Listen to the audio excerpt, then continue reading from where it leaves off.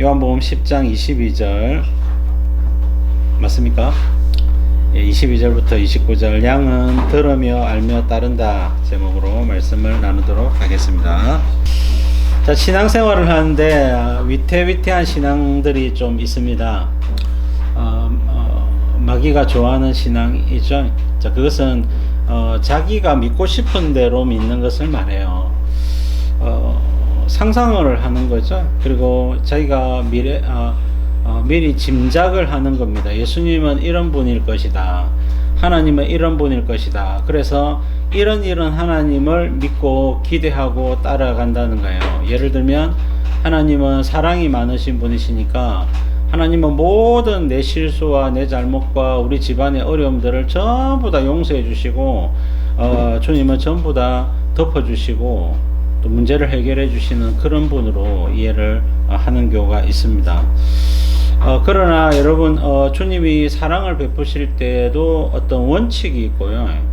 하나님은 사랑의 하나님일 뿐만 아니라 공의의 하나님도 되시거든요. 그러니까 공의라고 하는 요소는 빼버리고 내가 사랑을 좋아하고 사랑이 필요하니까 하나님은 사랑이 풍성하신 분이시다. 근데 나에게 왜 사랑을 안 베풀어주시느냐, 이렇게 하나님을 생각하는 경우가 있다는 거예요. 그래서 우리는 우리의 상상이나 경험을 따라서 어떤 예수님이나 하나님의 모습을 연상을 해서 그 하나님을 믿는 것이 아니라 성경에서 말하고자 하는 그 하나님을, 예수님을 믿는 거예요. 그게 신앙생활이라는 거예요. 그 신앙생활은 말씀을 따라 살아가는 삶을 말하는 것입니다. 자, 두 번째 문단에 유대인 종교 지도자들이 그리스도면 그리스도라고 딱 이야기해라, 아니면 아니라고 해라, 그렇게 요구를 했습니다. 근데 예수님이 그동안 그리스도라고 얼마나 많이 드러냈냐, 얼마나 많이 나타냈냐, 그래도 너희들이 안 믿지 않았느냐.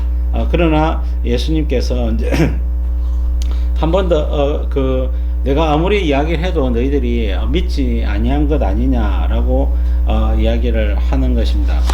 그래서 이제 예수님이 많이 말씀하셨고 또 기적이나 능력이나 영광을 수없이 많이 보여주셨죠. 모세나 엘리야 정도로 생각을 했어도 대단하지 않습니까? 근데 예수님은 좀 달랐단 말이에요. 모세의 영광, 엘리야의 영광에 비해서 너무나 탁월한 거예요. 엘리야도 그럴 수 있겠다, 모세도 그럴 수 있겠다, 참 신통하고 방통하다, 뭐 이런 생각이 들겠지만은 예수님의 영광은 차원이 다른 능력이었어요. 모세나 엘리야는 어떻게 보면 이제 이 통로였죠, 통로. 하나님의 영광의 통로였다면 예수님은 하나님 당신 그분이 하나님 자체였거든요. 하나님이다 말입니다. 그러니까 예수님은 누구를 통해서 영광을 보여주시는 것이 아니라 예수님께서 직접 영광을 나타내 보여주시는 겁니다. 그러니까 모세와 엘리야가 하나님의 영광을 자기를 통해서 드러난 것과 예수님은 하나님의 영광이 예수님 안에 충만하셔서 그것이 그냥 드러난 거예요. 좀 다르단 말입니다.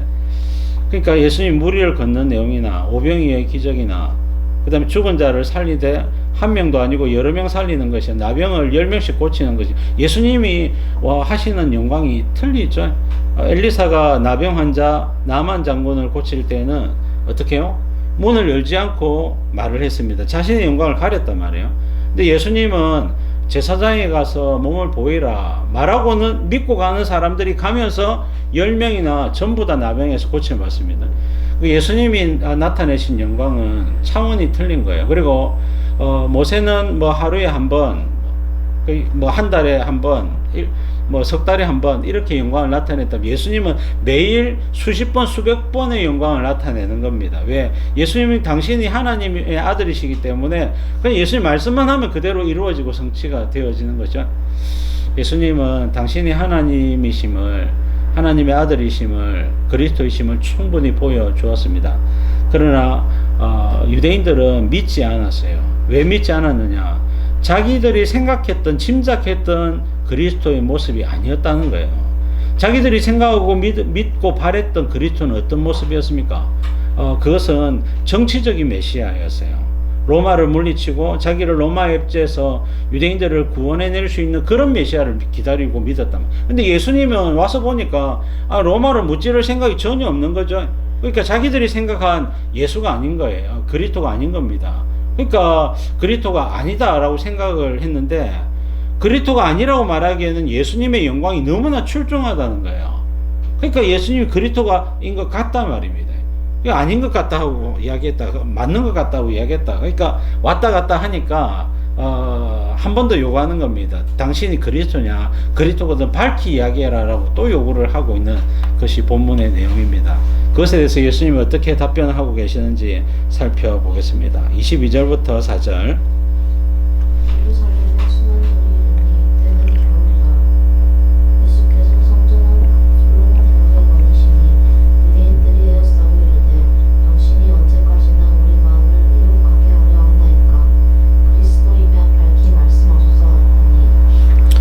자, 유대인들의 절기가 참 많은데요. 우리가 알고 있기는 7대 절기가 있고, 7대 절기도 복잡하면 3대 절기, 6월절, 오순절, 초막절. 뭐라고요? 시작.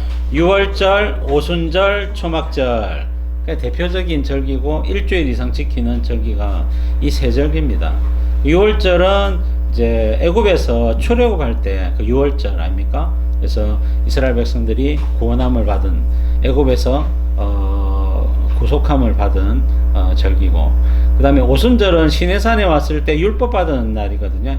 그래서 6월절로부터 50일째 되던 날 시내산에서 십계명 율법을 하나님께 직접 음성을 들었죠. 그래서 율법 받은 날, 신약 시대는 성령 받은 날이죠. 그 다음에 세 번째는 초막절. 초막절은 이스라엘 백성들이 광야 40년 길 하나님께서 초막으로 구름기둥과 불기둥으로 지켜주셨음을 기억하면서 감사하는 절기입니다. 가을 추수와 더불어 이렇게 겹쳐지면서 장막절이라고도 하고요. 그 다음에 수장절이라고도 하죠. 그런 어떤 절기가 초막절인데, 이 수전절이라고 하는 절기가 또 하나 생겼어요. 이 수전절이라고 하는 절기는 신구약 중간 시대 헬라 시대에 이루어지는 것입니다. 제가 다니엘서 강의를 하면서 안티오코스 에피파네스라고 하는 이야기 많이 했습니다. 그래서 페르시아 다음에 헬라 다음 로마인데, 헬라 시대 알렉산더가 굉장히 빠른 발걸음으로 그가 세계를 정복했었죠. 그래서 주전 336년부터 323년까지 13년 동안 그가 20살부터 33살까지 전 세계를 정복을 했는데, 인도 북부에서부터 유럽까지 다 정복을 했어요. 근데 알렉산더가 그 바벨론에서 갑자기 열병으로 33살에 죽게 됩니다. 알렉산더가 죽고 나서 나라가 네 부분으로 나눠졌다 했죠. 그래서 이 터키 쪽에는 리시마쿠스, 그 다음에 그리스 쪽에는 카산더 이렇게 되었고요. 그 다음에 이란 이라크 지역 그 메소포타미아 문명은 셀루커스고요. 이집트 문명은 프톨레미입니다. 그래서 이스라엘이 그 사이에 끼어 있죠. 이스라엘과 예루살렘을 중심으로 해서 아래쪽 애굽 프톨레미입니다. 북쪽에는 셀루커스입니다. 근데 이 셀루커스 나라의 8대 왕이 안티오쿠스 에피파네스고 적그리스도의 모형이라고 그랬죠. 그가 남쪽에 있는 프톨레미 애굽을 세 차례 정복을 하러 가는데, 첫 번째는 정복을 했지만 한꺼번에 꿀꺽하기 뭐해가지고 절반만 차지하게 됩니다. 2차 전쟁에서 정복을 했는데 로마의 개입으로 그가 철수를 하게 됩니다. 철수하면서 그 조상들의 꿈을 다 이루려고 하는 직전에 로마가 개입했기 때문에 그가 그의 분을 전부 다 예루살렘에다 퍼부어요. 그게 연대기가 주전 168년입니다. 168년에 그게 이제 안티오코스 에피파네스가 첫 번째가 171년, 168년, 그 다음 165년 4년이거든요. 그래가지고 이 3년 반 이래 됩니다. 그래서 적그리스도의 모형이 된다는 것도 같은 비슷한 내용인데요. 그래서 두 번째 그 예루살렘에 쳐들어왔을 때는 유대인들을 무차별 학살합니다. 그리고 성소를 훼손하고 그 다음에 주피터 신상을 세우고 돼지 피로 제사를 드리고 돼지고기를 삶아서 제사장들에게 먹이고 이런 파렴치한 행동을 함으로 말미암아 유대인들이 배교하게 만들고 유대인들을 학살하는 만행을 저지르게 됩니다. 그리고 세 번째는 이제 마지막 3차 전쟁을 이겼는데 거기서 예루살렘에서 마카비오스 형제들이 쿠데타를 일으켜 가지고 이 북쪽으로 셀루커스 왕조로 이기고 그 복귀하는 안티오코스 에피파네스의 군대와 싸웠는데 마카비오스 군대가 이겨요. 하나님의 역사겠죠. 그 마카비오스 군대가 이기고 승리하고 예루살렘으로 돌아올 때 그때 이제 사람들이 호산나 하면서 외쳤단 말입니다. 예수님 나귀 새끼 타고 입성하셨지 않습니까? 그때 사람들이 마카비오스 형제들을 이제 이렇게 종려가지를 흔들면서 겉옷을 깔면서 호산나 하면서 외쳤던 그 절기가 바로 수전절입니다. 그 수전절은 예수님이 나귀 새끼 타고 입성하는 것을 연상케 하는 그런 절기가 수전절이에요. 자, 수전절은 안티오코스 에피파네스의 손으로부터 벗어난 절기고 어떻게 보면 광복절이기도 하죠. 또 하나의 광복절이기도 하고 마카비오스 형제에 의해서 도움을 받았습니다. 근데 마카비오스가 이 정도 하면 메시아로 추앙을 받을 만한데 마카비오스는 레위인이었습니다. 제사장 마따디아스 제사장의 아들이었거든요. 그러니까 마카비오스는 레위인이고 제사장이기 때문에 그가 유다 지파에서 오는 다윗의 가문에 있는 왕이라고 할 수가 없는 거예요. 그래서 그가 그리스도로 추앙을 받지를 못했어요. 근데 예수님이 이제 진짜 그리스도였죠. 그래서 예루살렘에 수전절이 이르니 때는 겨울이라. 이 수전절의 절기가 12월 달이거든요. 그러니까 겨울이다 말입니다. 자, 23절에 예수께서 성전 안에 솔로몬 행각에서 거니시니 행각이라고 하는 게 나오는데 행각은 지붕이 있고 그 다음에 이제 기둥이 있고 벽면이 없습니다. 벽. 그러니까 바람이 숭숭숭 지나가겠죠.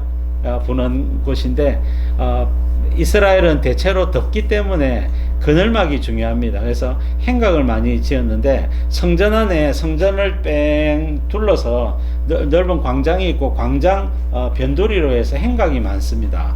그래서 사람들이 거기에서 햇빛을 피하는 그런 곳이고 거기 사람들이 얘기도 하고 사람들끼리 모여가지고 강의도 하고 뭐 이렇게 하는 거기입니다. 그래서 예수님께서 성전 안에 행각이 워낙 넓기 때문에 행각을 거니신다고 표현을 하고 있습니다.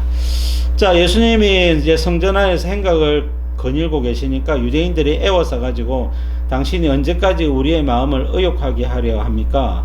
그리스도면 밝히 말씀하세요 라고 요구를 합니다. 남자와 여자가 연애를 하게 되면 남자가 여자에게 관심이 있으면 여자가 이제 좀 마음에 들고 하면 자기도 마음을 보일 거 아닙니까? 근데 이 사람이 남자가 이제 어장 관리를 하는 건지 마음을 보일 듯 말 듯 이렇게 하는 거예요. 그러니까 이제 이게 이 사람이 나를 정말 좋아하나, 결혼하자고 프로포즈 할까 안 할까 완전 헷갈리는 겁니다. 자, 그런 모습이죠. 예수님이 그리스도인 것 같기도 하고 아닌 것 같기도 하고 맞는 것 같기도 하고 틀린 것 같기도 하고 헷갈린단 말이에요. 그래서 예수님이 좀 노골적으로 내 그리스도 맞다, 내 그리스도 맞으니까 제발 좀 믿어라 라고 뭔가 속 시원하게 얘기를 해줬으면 좋겠다는 거예요. 근데 예수님이 항상 말씀하시거나 할 때에 좀 비유적으로 말씀하신단 말이에요. 내 살을 먹고 내 피를 마시지 아니하는 자는 영생을 가지지 못했느니라. 뭐 이렇게 이야기하니까 아니 우리가 식인종도 아니고 어떻게 예수님의 피와 예수님의 살을 먹겠습니까? 예수님이 도대체 무슨 말입니까? 완전히 헷갈리는 거예요. 예수님 비유로 말씀을 많이 하셨거든요. 그전에는 예수님이 많이 노골적으로 보여줬지만 사람들이 긴가민가하면서 안 믿었어요. 그래서 예수님 공생애를 한 2년 정도 보내고 나니까 더 이상 이제 노골적으로 이야기하지 말아야 되겠다 하고는 예수님이 비유로 말씀하셨단 말입니다. 비유로 말씀하신 이유가 뭐라고 했습니까? 듣기는 들어도 깨닫지 못하며 보기는 보아도 알지 못하게 하려 함이라. 이것은 믿는 사람을 제대로 믿게 하기 위해서, 믿지 않는 사람은 아예 믿지 못하도록 하기 위해서 비유로 이야기하시는 거예요. 비유로 이야기할 때에 여러분 누가 믿느냐면 성경을 많이 읽고 듣고 믿으려고 하는 사람은 믿게 돼 있어요. 왜냐하면 예수님의 비유는 전부 다 구약 성경에서 나와 있기 때문에 그렇습니다. 그래서 예수님의 나는 참 포도나무요 너희는 가지라 이런 비유를 할 때 전부 다 여러분 이사야서라든지 구약 성경에 이 포도나무는요 이스라엘 백성을 이야기하는 거예요. 그리고 예수님이 참 포도나무고 모든 성도들은 포도나무 곁에 이렇게 달려있는 가지다 말입니다. 이것도 예수님이 성경을 가리켜서 말씀하신 거고, 예수님이 참 포도나무다 할 때 참 사람이 되신 하나님의 아들이 사람이 되신 예수님, 인성을 가진 예수님을 표현하는 것이래요. 그러니까 성경을 쭉 보면 예수님의 말씀이나 비유를 딱 느끼게 돼 있어요. 이거 이사야 시편에 나오는 내용인데 예수님이 나는 목자라 너희는 양이다 나는 내 양을 안다 이런 이야기 하실 때에 다 시편 23편 알아요. 여호와는 나의 목자시니 내게 부족함이 없으리로다. 그러니까 예수님이 말씀하신 것을 구약 성경에서 찾아보면 다 있어요. 대부분 다 있단 말입니다. 예수님은 그 말씀이 당신을 통해서 성취되게 하기 위해서 말씀을 가르치시거나 능력을 보여주시기 때문에 예수님 말씀은 구약 성경에 대부분 다 있어요. 새로운 게 없단 말입니다. 몰라서 그렇고 숨어 있어서 잘 몰라서 그런 거지 예수님은 그렇습니다. 그래서 여러분 예수님을 믿고자 하는 사람은 성경을 많이 읽은 사람, 하나님을 경외하는 사람, 말씀대로 살고자 하는 사람은 예수님을 딱 보면요 예수님 믿게 돼 있어요.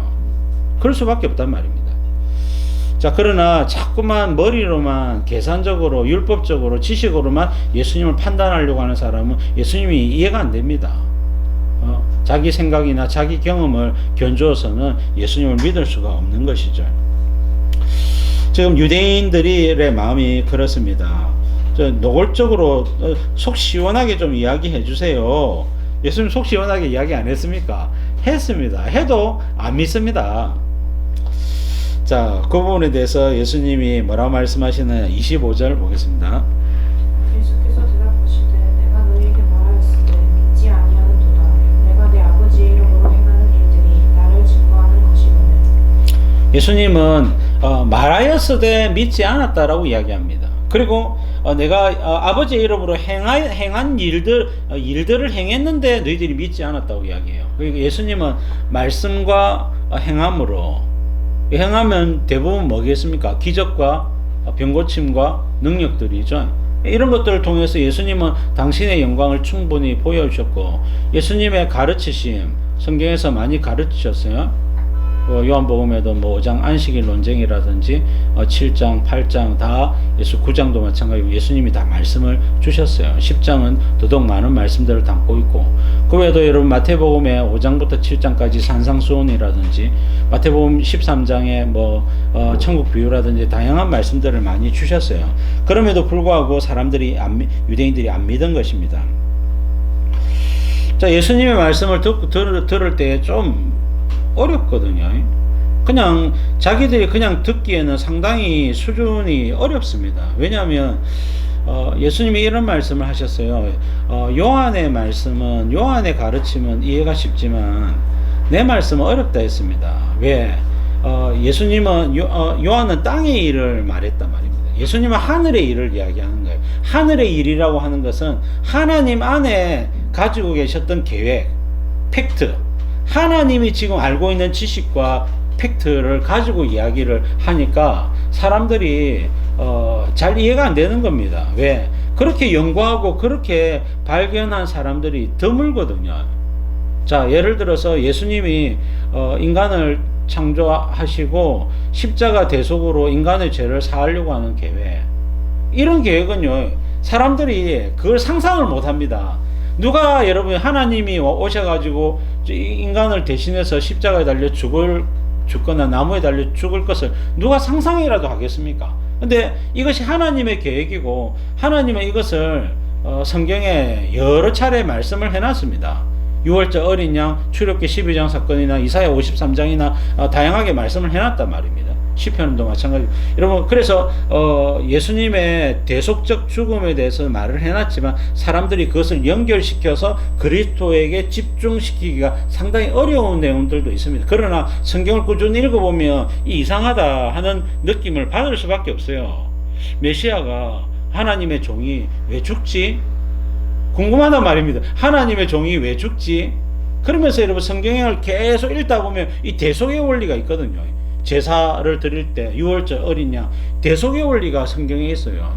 그리고 여러분 형사수치제도라든지 계대결혼법이라든지 뭐 이런 것들 보면요 대속의 원리가 있단 말입니다. 성경에 대속의 원리가 굉장히 많아요. 성경에 그 도피성 사건도 마찬가지입니다. 대속의 원리가 적용돼요. 부지 중에 사람을 죽였을 때 여러분 대제사장이 죽으면 집으로 가란 말입니다. 대제사장이 모든 죄를 끌어안고 여러분 부지 중에 지은 죄를 끌어안고 죽는다는 거예요. 이것은 대제사장 당시에 구약시대 대제사장을 의미하는 것이 아니라 진짜 대제사장이신 예수님을 바라봄으로 여러분 부지 중에 살인한 자가 죄사함을 받는 원리를 이야기합니다. 그 외에도 여러분 귀 뚫린 종이라든지 예수님 대속의 원리는 성경에 도배가 되어 있어요. 그래서 성경을 계속 보면서 이 대속의 원리에 대한 연구가 필요한 거죠. 주님은 말씀을 많이 하셨습니다. 그리고 일로서 예수님의 영광을 어마어마하게 보여주셨어요. 해당장 야이로의 딸을 살린 사건, 물론 부모들과 베드로, 야고보, 요한만 봤죠.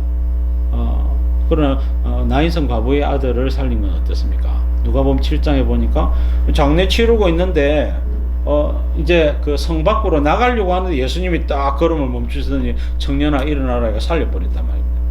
그리고 여러분 죽은 나사로를 살린 사건은 어떻습니까? 나사로가 살아나서 예루살렘에서 여러분 사람들과 이리저리 보였단 말이며 그것은 뭐라고 설명하겠어요? 그러니까 예수님이 그 영광을 수없이 많이 보여주셨음에도 불구하고 믿지 않는 것입니다. 자, 그래요. 밑에 둘째 줄 내가 인자됨으로 인하여 하나님께서 심판하는 권세를 맡겼다. 이런 말씀을 들으면 당시의 사람들은 이거 정말 어렵거든요. 어렵다 말입니다.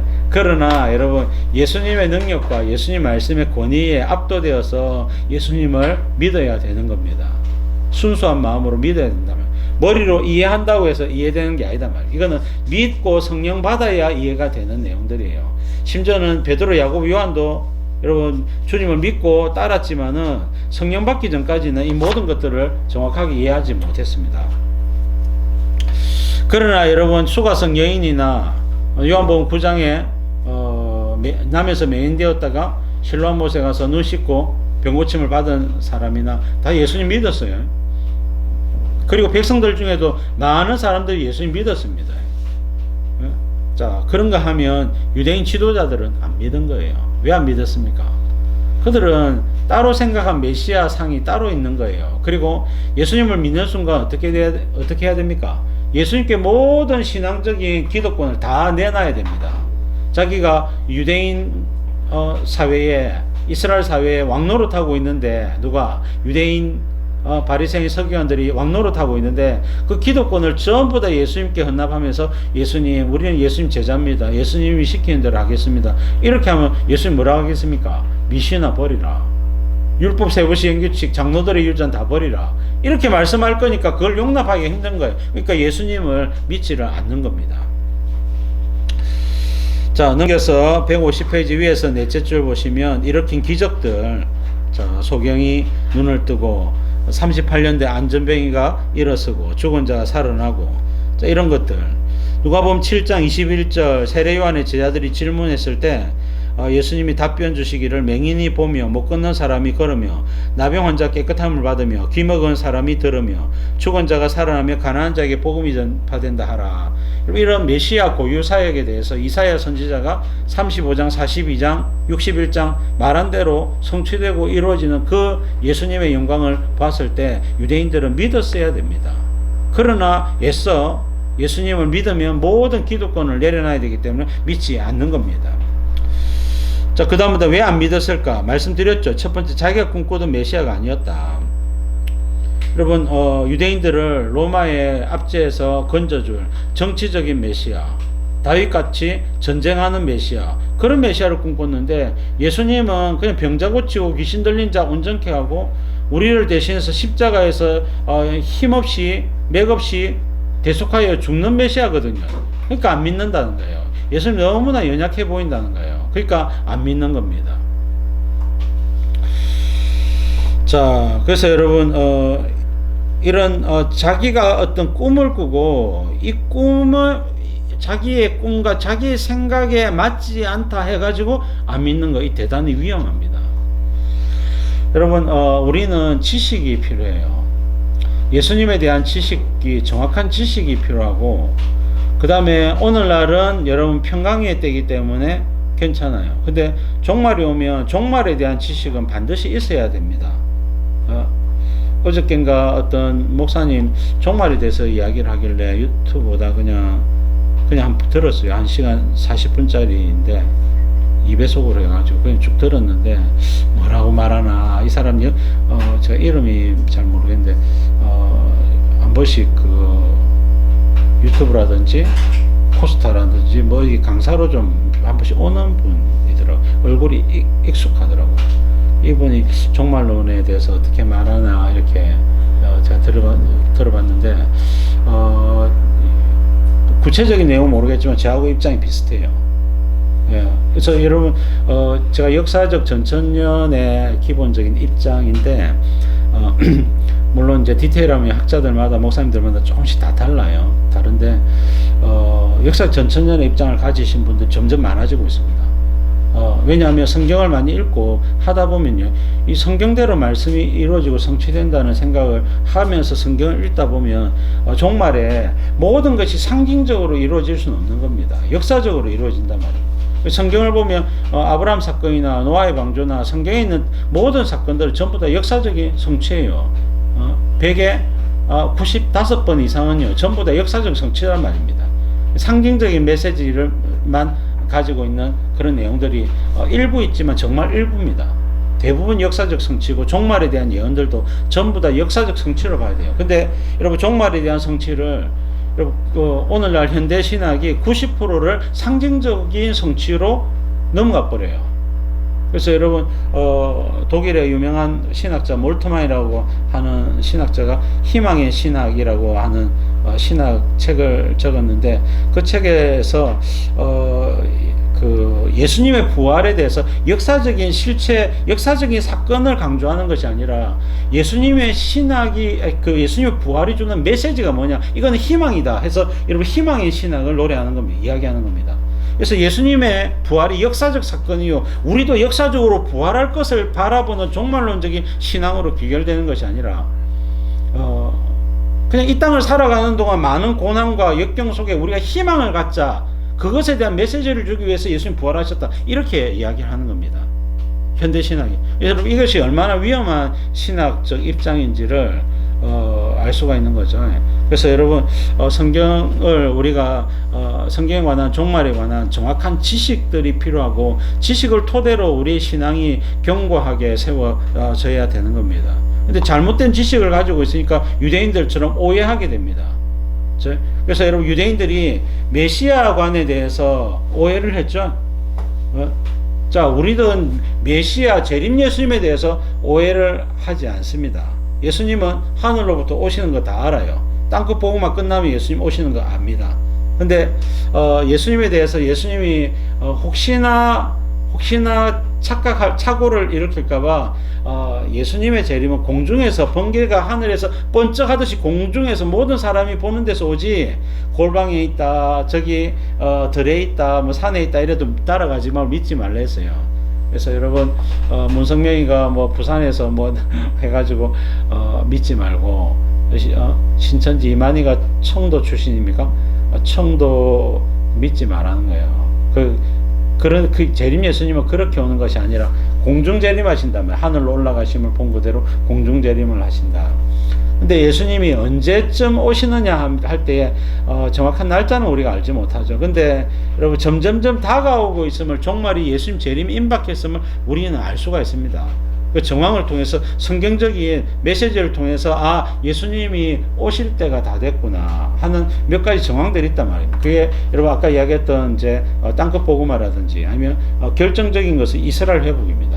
이스라엘이, 여러분 우리가 알고 있는 이 이스라엘이 예수님을 믿는 기독교 국가가 되면, 우리가 지금 제가 하슈케나즈 유대인하고 세파레tic 유대인 나눠져 있는데 이 세파레tic 유대인이 진짜 유대인이랬죠. 아브라함이 야곱 혈통이랬죠. 자, 이 사람들은 지금 10%밖에 안 돼요. 그래서 그런 관점에서 어쨌든 최소한 10% 이상의 이스라엘이 회복되면요, 그 종말이 D-Day 7년 내외가 남게 되는 겁니다. 여러분, 그런 성경적인 내용들은 우리가에 관해서 정확한 지식을 가지고 있어야 마지막 때를 분별할 수 있고, 적그리스도가 온다 안 온다, 이미 왔다, 나중에 올 거다, 이것에 대해서도 지식이 서로 싸우고 있습니다. 그래서 우리가 정확한 지식을 가지고 있어야 흔들리지 않습니다. 저는 적그리스도는 반드시 온다. 그리고 지금까지 지구에 나타난 적그리스도들은 전부 다 모형에 불과합니다. 왜냐? 영광이 적단 말입니다. 그래서 종말에 적그리스도는 전 지구적이어야 합니다. 그리고 성경은 그것을 요한계시록 13장은 전 지구적인 적그리스도 짐승을 묘사하고 있는 거예요. 그래서 우리가 그런 부분에 헷갈리면 안 되고 성경에 있는 내용들을 정확하게 지식으로 가지고 있어야 합니다.